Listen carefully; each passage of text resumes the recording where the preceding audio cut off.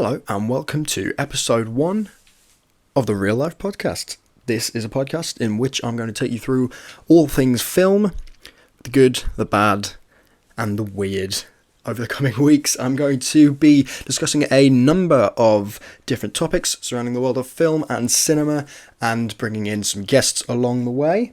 This is episode 1, and today's topic is two things that are very close to my heart: football and films. I thought I'd combine the two and give you a rundown of my top 3 favourite football films. Now, there's a bit of a dispute when it comes to sports films in general, which is that sometimes they can feel very simplistic and a little bit dumbed down in the interests of making sure that the progression of the tournament, that the sport is, seem a little bit more accessible to everyone watching. However, these 3 films, I feel, don't really suffer from that at all.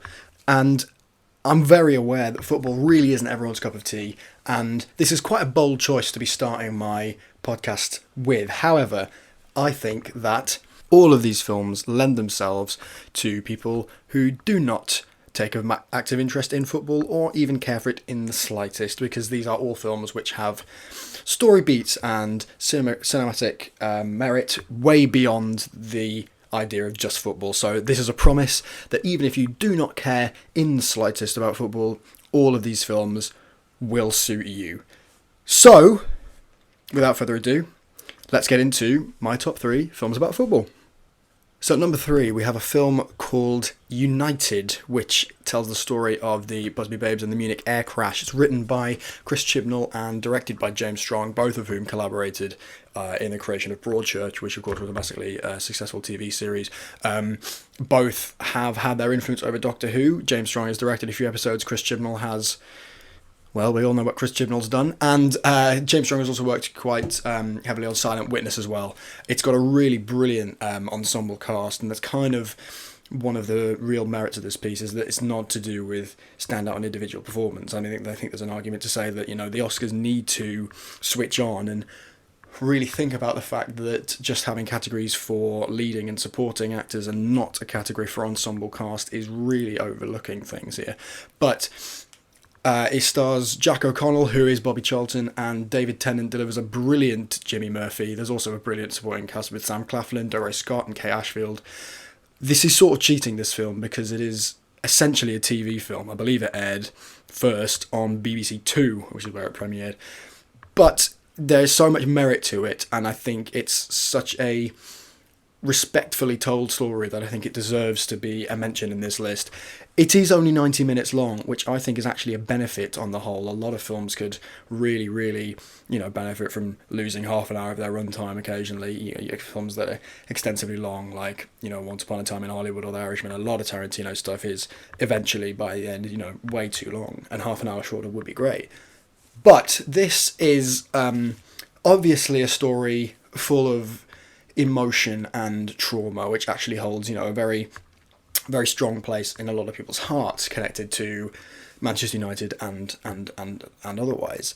There is obviously a strong story to this piece because the events that happened are so well documented, and actually that's one of the merits of it, is that it treats the whole thing with real respect and also is quite true to form. I mean, Chris Chibnall interviewed real survivors of the crash, and so the events told in it and the feelings and the portrayals of characters are accurate and are true to what may have been, the real life aspect. One of the reasons why this works as a film for everyone is because the football is the arena of the film, but it's not the focus, because, it brings you into the world of these footballers in the most personable way. I mean, there's scenes in the changing rooms which really tell you everything you need to know about all these characters, and it gives you a very strong impression of their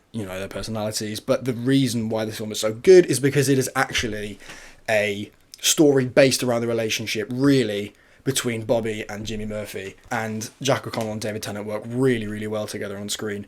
I think the reason why this feels like a good representation of this horrible story, and it could have very easily been a sort of exploitative drama in which it took The Crash and, dumbed it down to the nth degree in order to make way for some more of the footballing aspects, is that it really focuses on the impact of the players themselves and the team, rather than having, any focus on sort of nothing but sport. Its cinematography feels very gritty. It was shot on film. It was used a lot of wider angle shots, but then there's a lot of reverse shot, which really, takes you into the focus on the relationships between the players. And actually, the fact that it is so gritty kind of respects, the nature of the game in that time. I mean, it's a far cry in the 50s from the world that we know now of, multi-million-pound deals and TV sponsorships and super stadiums and all that kind of thing. It was a very different experience back then, and it's really, really well represented in the film. It may well still be on iPlayer, but if not, I'm sure there will be somewhere where you can find this film. I really recommend giving 90 minutes of your time to it. The Broadtouch team have done a really good job on, ensuring that this is a character study type film included in the football arena, rather than, focusing on the football or anything like that. And so if you do get the chance to watch it, please do. So that's number 3, United. On to number 2 now, and again, I'm slightly cheating because it's a TV film. This is the film Marvellous, starring Toby Jones, written by Peter Boca and directed by Julian Farino, which is a very interesting choice. Peter Boca, of course, working very heavily with the BBC on things like Casualty and dramas like Wuthering Heights, and actually he's responsible for a series I love called The A Word, which is really, really powerful. I really recommend seeing that if you can. It's a really warm drama. But the choice of selecting Julian Farino as directing is an interesting one, but I think it kind of lends itself to the story that is told here. I mean, Julian Farino is responsible for directing the US Office and parts of Coronation Street, but he's also responsible for the car crash that is Sex and the City. And there is a level of him having to take criticism for Sex and the City, because it is a terrible, horrible, horrible film, and the second one is even worse.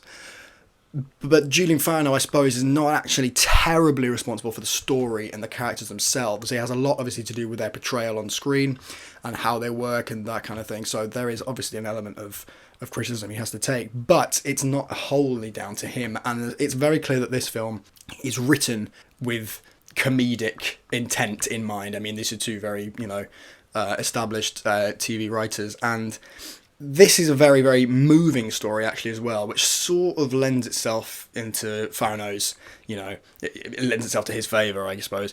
Toby Jones is Neil Baldwin, who is Stoke City's infamous kit man, who suffers from learning difficulties, and it navigates his personal life and his wishes.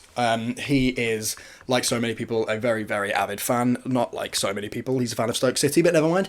He, like everyone, wishes he was better at the game than he is. He wishes that he would be able to play for Stoke City and play in front of 35,000 at the Britannia, but unfortunately he can't, and most of us can't. So his rise through the world in terms of his difficulty with his home life, and then entering, getting the job at Stoke City and his work at the club from there, is a really moving story of Neil Baldwin and his relationship with his mother and his relationship with the club and football as a whole. And again, in the world of football, but it's about something much, much deeper, and actually the study is on Toby Jones and his life rather than, the trials and tribulations of Stoke City at the time. The genius of the film is Toby Jones and his performance, which I think, having seen a lot of his work, and I think he should have been far more acknowledged than he is at the moment, I think it is probably his best performance. I was moved to tears by the end of the film, and I think that's also because of how sensitively it's handled by the writers. I mean, the structure of it is very clever. It's sort of like a journal, like a diary. It's like different chapters of his life, and it's, these intertitles are popped up which tell you which stage we're at, and it's very, very funny. It's very funny. It's written by comedic figures for an audience who wants a heartwarming and funny story, and it really, really succeeds for me. I'm not sure where you'll be able to watch it. Hopefully it'll be around somewhere, but I hope you are as moved by it as I am. So that is number 2, which is marvellous. So, on to number one, what I deem to be the great work of football and film combined. And if you've had the misfortune of reading my blog, or if you've heard me blab about my favourite films before, you may know what's coming. It is The Damned United. This is the story of Brian Clough and his work around Nottingham and Leeds and Derby, and the story of his rise and trials and tribulations.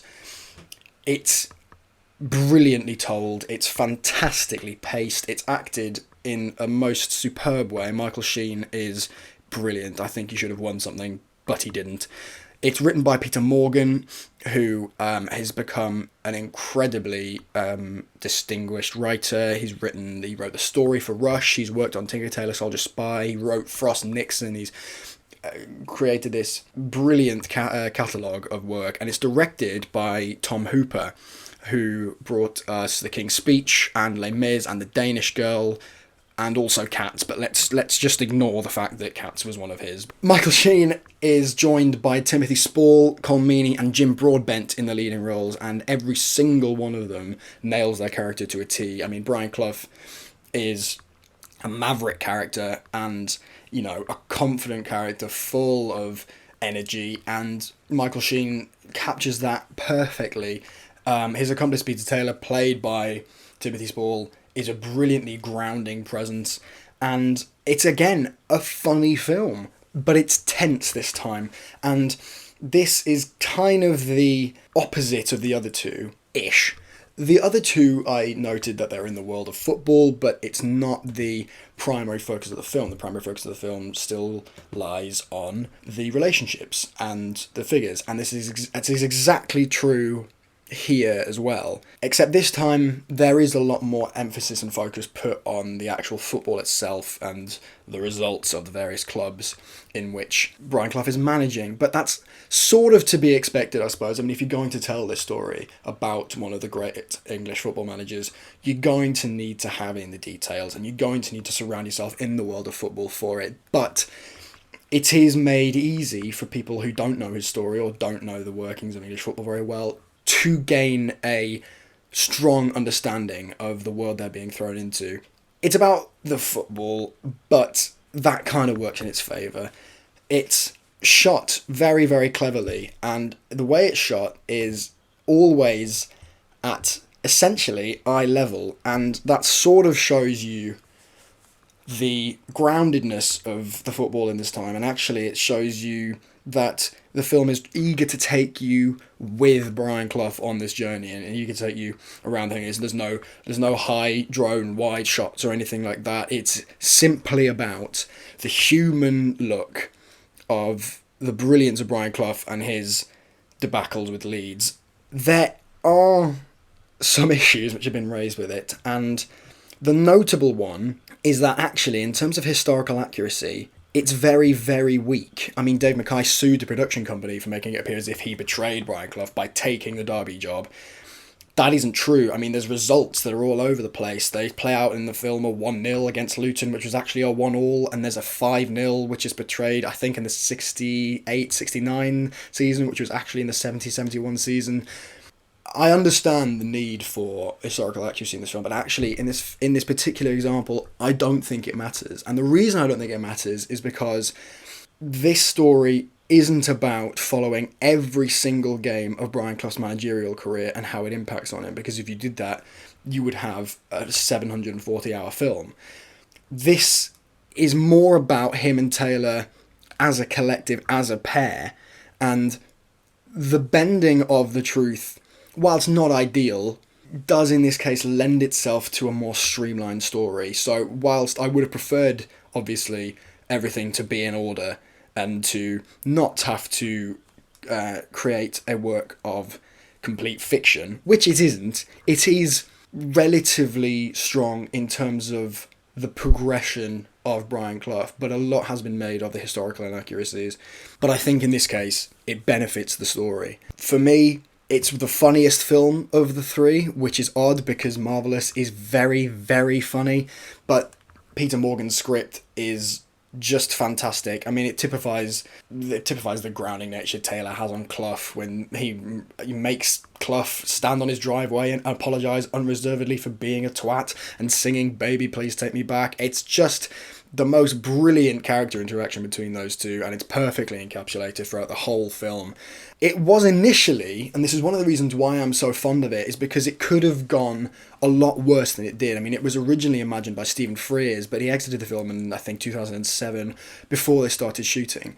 And Tom Hooper took charge, and that is often a recipe for disaster. I mean, the I guess most popular versions I can think of are the Ant-Man films. You know, they were meant to be directed by Edgar Wright, and then they weren't, and they became a mess because of it, because the imagination was for someone else. It's one of the reasons why I don't rank Interstellar very highly amongst Nolan's films, is because it was written by Jonathan Nolan with Steven Spielberg's direction in mind, and then when he dropped out of the project, it became Nolan's thing, and it feels as if, whilst the typical Nolan signs are there, the strong cinematography, the amazing set pieces in it, the voice of the film and the dialogue in the film is not Nolan. Well, it is Nolan, but it's not what it should have been, and what it should have been is Spielberg dialogue, which would have worked much better. However, this works very well, and Tom Hooper has done a really, really strong job in terms of keeping the film tight and keeping it where it needed to be and making it a success. I mean, it didn't take off in terms of major awards, but, you know, the insight it offered actually into the life of a revered manager, and actually the tactics as well, which is something you is often glossed over in sports films, you know. I mean, the sort of the maverick nature of his tactics when he says, oh, all you need to do to beat Leeds is mark this one man and you'll be all right. Of course, it doesn't quite always work that way, but it shows you his character and it shows you the tactics he employed, which is something rarely, you know, made aware of by various sports films. The production design was absolutely spot on. I mean, from costume to set, this film looked incredible. I mean, there is, again, a historical accuracy about the moment when Brian Clough is standing at the gates of Derby Stadium, but the gates didn't actually exist when he was standing there. I can look past that. I can give that a wide berth as such, because what it still manages to capture is passion for football and the story of Clough as it should be told. I mean, it should be told by Clough, you know, in his autobiography, which it is, but in terms of setting it to a story, I think this has done a very, very good job of it. And I could watch this film over and over and over again. The interactions between Michael Sheen and Jim Broadbent are fantastic. Jim Broadbent, there was this fantastically pessimistic owner who is constantly whining about the prices paid for players, but Clough knows that everything's going to be fine because he is a footballing genius, and that kind of dynamic is brilliantly brought to life by the pair of them. It didn't need to be anything special in terms of sound mixing and cinematography, but I like the fact that it is kept low all the time. It is as if you were from a manager or player's point of view. It's as if they've embedded you inside the clubs and on Clough's journey. There is the possibility in these type of films for horrendously stereotypical sports dialogue. I mean, I like Invictus as a film, but there are times when its dialogue is messy, it's clunky, it's nothing special. It's what you would expect a rugby film to sound like rather than anything special. But the dialogue in this makes the conundrums they come up against, the problems they face, feel genuine. The Brighton issue is become, turned into a genuinely troublesome notion for the pair of them, and it makes their resurrection far more genuine, knowing that the story is told in a way which engages the audience in terms of, verbal interaction. The Nottingham Forest story, as a result, is far more satisfying. So, for me, this is the great work of footballing cinema. I could have gone, if I was feeling so inclined, for Mike Bassett, England manager, to be on this list, which, if you haven't seen, do, because it is one of the funniest films I've ever seen, but it's not a great, moving film achievement. But I do recommend that. That's an honorable mention. But the number one football film for me is The Damned United. So there you have it, my top 3 favourite football films, and that essentially is the end of episode 1. I hope this gave you a little taste of what the podcast is going to be like. It won't always just be me on my own. I'm going to try and attempt to bring in guests, friends of mine, and whoever fancies coming on to talk about their favourite films and different subjects.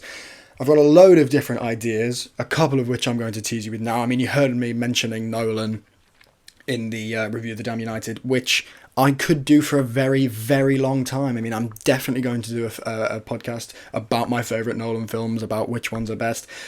I want to do loads of different topics. Is horror overlooked? Comedy films, are they actually funny? The Tarantino discussion, my favourite scores, Marvel films, are they, as Martin Scorsese says, just a fairground ride, or are they actually cinema?